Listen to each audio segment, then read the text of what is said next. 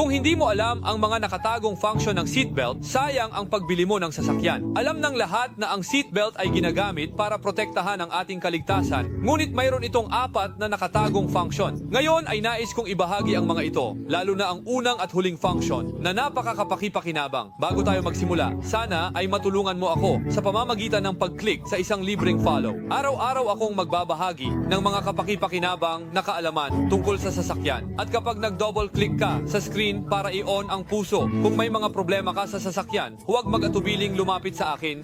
Mga solusyon. Una, kung nasiraan ang sasakyan, hilahin ang seatbelt at isara ang pinto. Pagkatapos, isabit ito sa balikat para makontrol ang direksyon gamit ang isang kamay at gamitin ang buong lakas ng katawan upang itulak ang sasakyan. Pangalawa, kapag bumibili ng second-hand car para maiwasan ang flooded car, siguraduhing hilahin ang seatbelt hanggang sa pinakababa at tingnan kung may dumi o amoy. Kung mayroon,